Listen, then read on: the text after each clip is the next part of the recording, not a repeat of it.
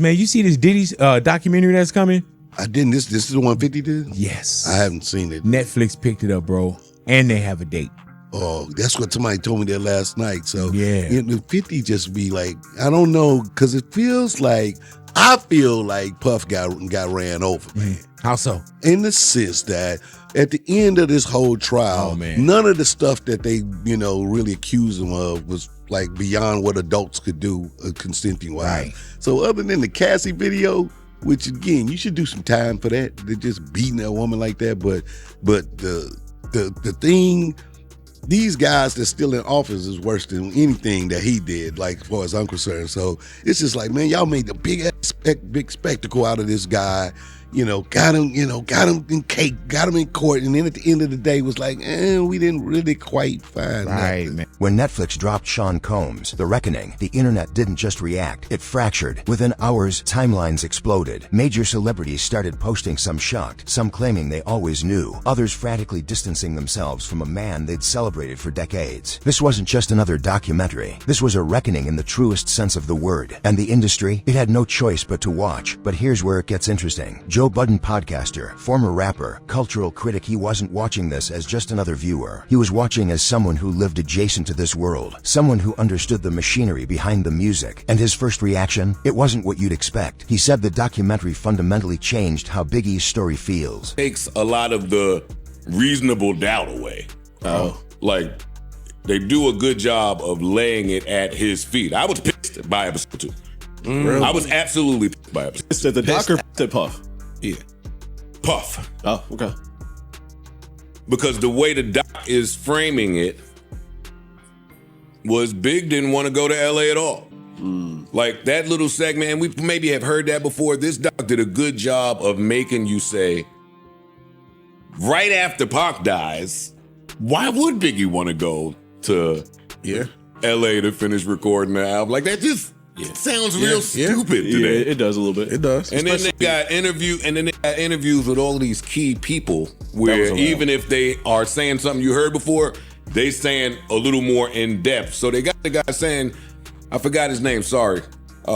They got him saying, yo, Biggie was supposed to go to LA and then run with me over to London 2 days later, but that didn't happen. He was urged to stay. I mean, and then they get into the swapping of the Rolling Stone cover. Not new information, not shocking revelations. The feeling was different, and that's when you know something powerful is happening. Joe gets to episode 2, and something breaks. He's angry, not at the documentary, at Puff, because the way the story is structured, the way the timeline is laid out, it removes what Joe calls reasonable doubt, the decisions that led to Biggie traveling to Los Angeles after Tupac's death, decisions that once seemed like unfortunate timing now look deliberate, reckless, avoidable. The documentary walks you through it step by step. The Rolling Stone cover that was supposed to feature Biggie gets swapped. The travel sequence, the promotional obligations, the warnings were ignored. These are old details. We've heard them before, but organized this way, in this sequence, it hits differently. Joe says by episode 2, he's cursing Puff's name, because when you line it all up, when you see the pattern, it stops feeling like tragedy and starts feeling like negligence. And that's the power of editing. That's the power of structure. Joe makes a critical point early on. The strength of this documentary isn't in uncovering new information. It's in how existing information is arranged. Rumors that have floated around for years, interviews buried in old magazines, moments caught on camera and forgotten, they're all here, reorganized into a devastating timeline. And Joe suspects someone with inside knowledge structured this. Again, more things that you have heard,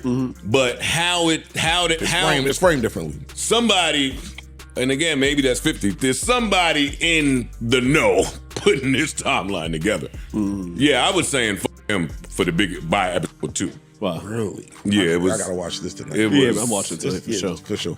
Episode 3, then they get into the women and just, you know where this, that life's, you know where it goes. And 4 is the end. Okay. And 4 is the end. How was it in? Like at him now? Okay.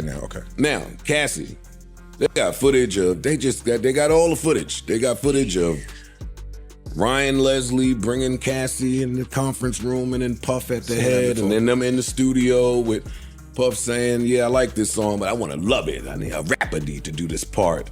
that you on, Ryan Leslie. And then there was no more Ryan Leslie. Then it was Kim Porter was the wife, but then Cassie was the wifey. And then when Kim Porter would come around, it was send Cassie to go to the spa or some shit because they couldn't be around each other. And then they got fucking Albie Shore in there. Got Eric Sermon in there talking about Misa.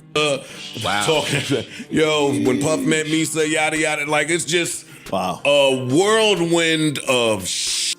Someone who knew exactly which pieces to place next to each other to create maximum impact. By episode 2, the pattern makes him furious, but he warns his audience it's about to get heavier. The upcoming episodes shift focus, Cassie, Kim Porter, and others. He describes watching footage of Ryan Leslie introducing Cassie to Sean, and how that scene knowing what we know now becomes almost unbearable. New context plus old faces equals overwhelming storytelling. It's not manipulation, it's just truth, finally organized. But Joe doesn't call this a simple hit piece. He's clear about that. The documentary shows Sean's rise, gives him credit for undeniable success, for changing the game, but it also shows the destruction, the people left behind, the warning signs ignored. I won't call it a hit piece because they did focus on his success as well.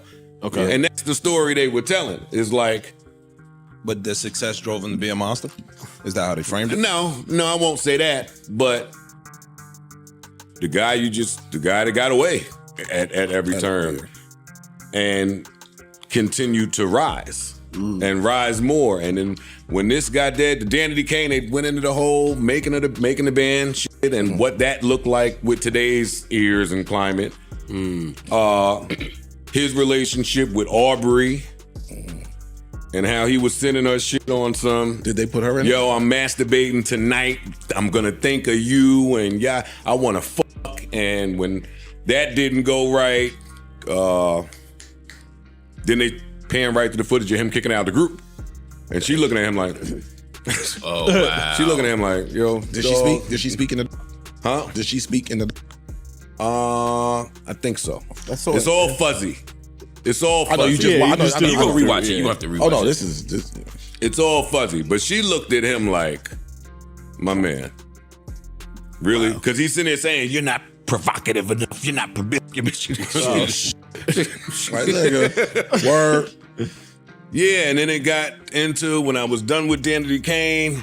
He fucking X'd that whole group, took Dawn, put in Dirty Money. Now it's him in the group, so he's the focus. The story they kept trying to tell was he always wanted to be. Joe calls Sean the guy who got away, someone who always escaped consequences, always moved on to the next venture, the next hit, the next empire. And then there's the Diddy Kane section. If you watch Making the Band back in the day, you saw drama, you saw tough love, you saw a mogul pushing his artists. But watching it now, after everything, it hits completely different. The treatment of Aubrey O'Day, specifically the power imbalance, the public humiliation, the dismissal of her concerns, it's all edited back to back with Sean's justifications. And the contrast is haunting. Joe sees a story of success turning into something monstrous, and he can't unsee it. Then you have Waka Flocka's reaction, and it's fascinating because it comes from a completely different angle. He watches the documentary, and his immediate response is paranoia mixed with relief. Relief that he stayed distant. He admits he never fully trusted celebrities, never chased clout through parties or features, never got pulled into that inner circle. And now, watching this unfold, he's grateful. Hey man, after watching that Netflix shit that Cinquetta produced,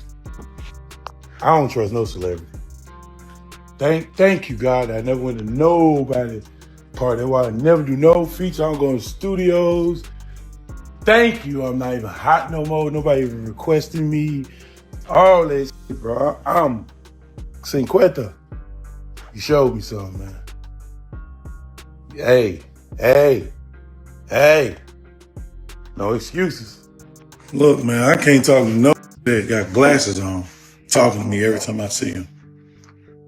I gotta see the lies in your face. I gotta see the demon in your eyes, the angel in your eyes, the confidence in your words. I gotta know you real, what you're saying to me. I can't trust no man glasses all day, man. Look me in my eyes when we talking, man.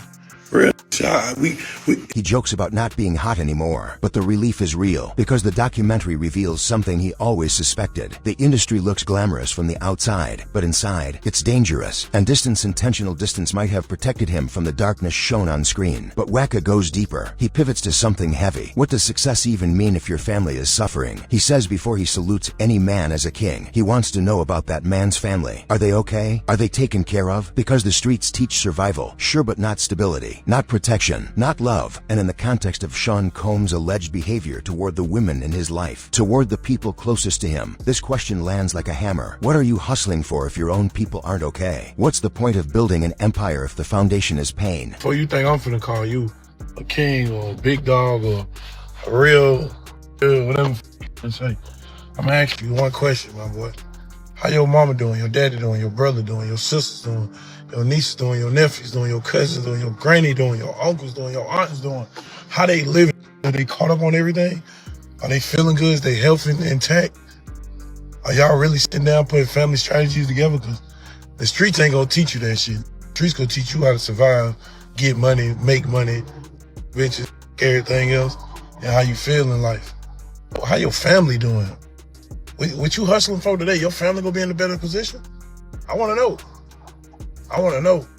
I want to know, nigga. I'm grown. I want to know. Who are you?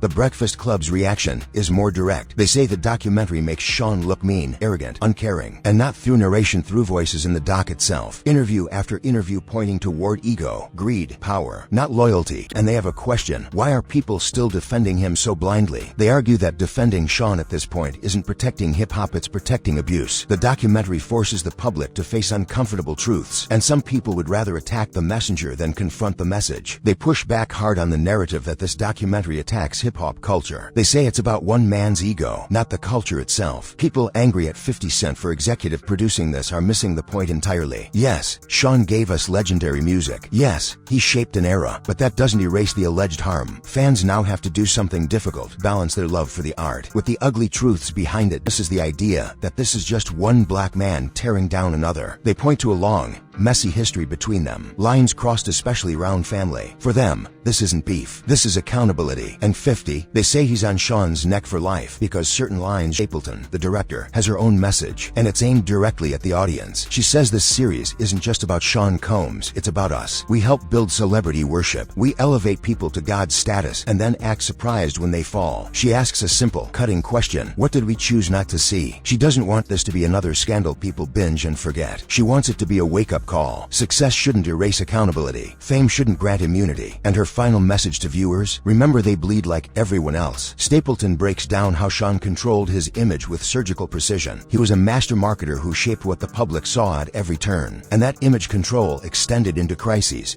into legal trouble, into moments that should have destroyed careers. His trial-era tactics feel like extensions of his branding playbook. What once looked like genius now looks dangerous in hindsight. I think that, one big theme of the series is to go behind the scenes to really understand how brilliant you could say Sean Combs is at marketing, at owning his narrative, controlling the narrative at all times. And so why would that stop, when his life is on the line? So I think that, on its face, that's what it is. But as you get deeper in the film, you start to realize, perhaps how some of these tactics, how they really came to present themselves, during the trial. But her real goal wasn't to focus on individual scandals. It was to lay out the entire picture. Because when stories are lined up over time, patterns emerge. Repeated cycles of harm, chaos, manipulation across decades. She says you can't cherry-pick cases and claim innocence. The truth is in the full pattern. And only when viewers see that full pattern can they decide who Sean Combs really is. They'll say we had beef for 20 years, but I have hired both of his sons for different projects that I worked on, both two different television shows, Quincy and Justin. So I don't have that energy towards them, where we trying to hurt each other. All I would, while other people pointed out those situations, that he was dangerous like that, I said, oh, okay. I take it in, but we never got there. Alexandria, the story also broadens well beyond the recent case.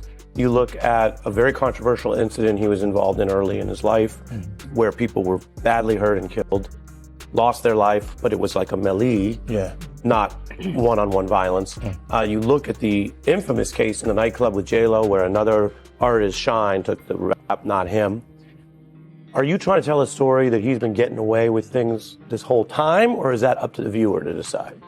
Absolutely up to the viewer. I think that my job was to show patterns, and my job was to report the facts and things that happened.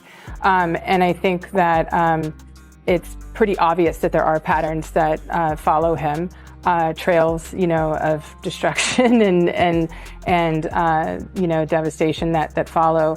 And I think that, again, context is everything. And so when you're talking about Sean Combs, when you're talking about these cases, you can't just cherry pick one to make it all make sense. You have to look at the piece as a whole. Yeah. Of course, Sean and his team denied everything. They called the documentary a shameful hit piece built on stolen footage, designed to destroy his name. They argued it's entertainment, not journalism, a character assassination disguised as documentary filmmaking. Netflix responded calmly but firmly. The footage was legally obtained. They assured viewers of transparency and legitimacy, shifting focus back to the behavior shown, not accusations about the footage itself. And they signaled readiness to defend their work legally, if necessary. Or meanwhile, 50 Cent executive producer and longtime adversary kept one thing secret: his sources. When asked where the most explosive material came from, he stayed quiet. He compared himself to an investigative journalist protecting his sources. The message was clear: he's confident in his information, and he's not exposing anyone. Well, I mean, you're a journalist, Harvey. Harvey, you would not disclose your sources. We usually don't. Yeah, but I got it. Yeah. But why speak up at all? 50 says he saw a cultural gap that needed filling. Staying silent would have sent the wrong message. He frames his involvement not as revenge, but as duty. Not everyone in the culture is willing to stay quiet anymore. And that shift, that's significant. The reckoning is both simple and devastating. It forces viewers to question the system that kept Sean Combs untouchable for so long. It raises uncomfortable questions about celebrity worship, accountability, patterns of abuse, and who gets to decide when enough is enough. So here's what I'm asking you. Did this documentary reveal the truth, or is there still more hidden beneath the surface? Did it change how you see not just Sean Combs, but the entire ecosystem that protected him? Drop your thoughts in the comments. Subscribe if you want more deep dives like this. And stay tuned, because something tells me this story isn't over yet.